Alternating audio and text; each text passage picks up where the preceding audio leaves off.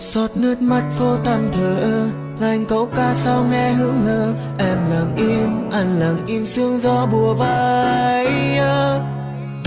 Anh đưa tay ra để cô vút ve khuôn mặt em thật xinh đẹp, mà nồng chạm vào làn khói sương tan những bay mất nơi đâu. Chỉ sự mình bâng tính cơn mơ, anh thuốc trong nỗi u buồn thở.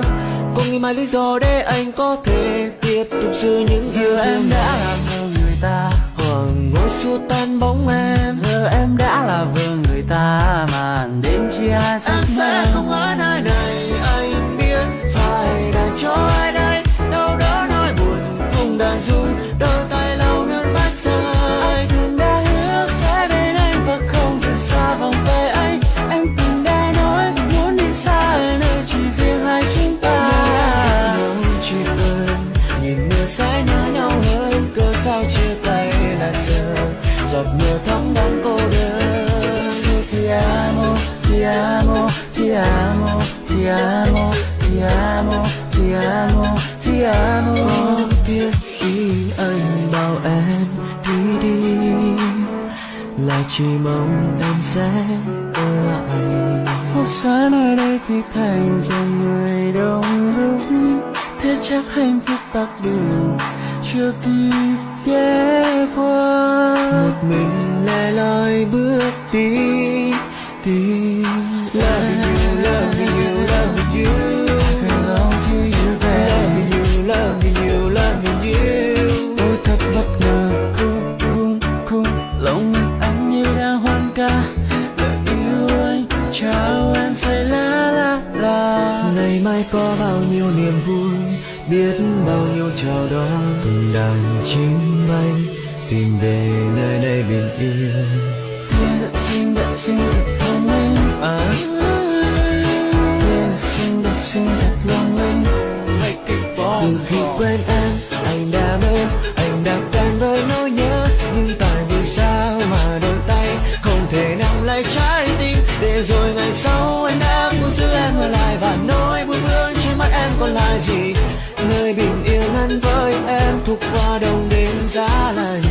Em không hề nói những câu ngọt ngào, em không hề biết đáng yêu chút nào. Em không hề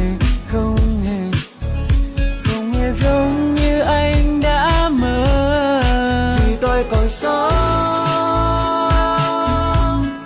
vì tôi còn hát lên, vì tôi còn viết lên bao điều trong lòng tôi.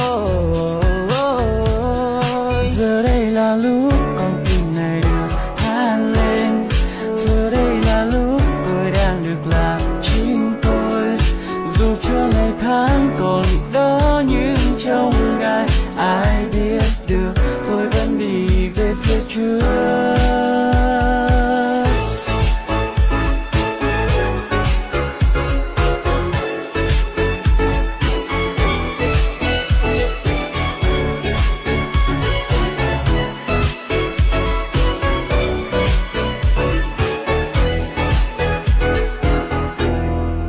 Sau tất cả mình lại trở về với nhau, tựa như chưa bắt đầu, tựa như ta vừa mới quen. Lòng anh mơ cùng em đi đến tận cùng chân mây, vượt núi cao hay biển sâu. Biết mấy là yêu cho vừa, giết mấy thời gian cho vừa. Khi yêu ta mơ về nhau,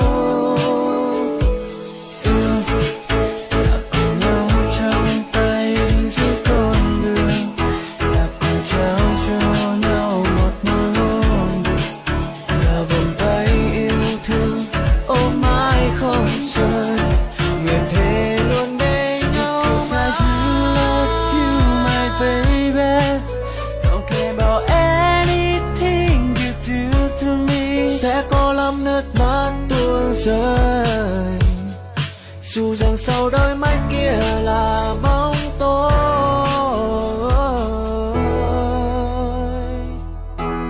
Làm vợ anh nhé, anh có một bờ vai đủ rộng, một vòng tay ấm, một trái tim luôn thấu hiểu em. Làm vợ anh nhé, anh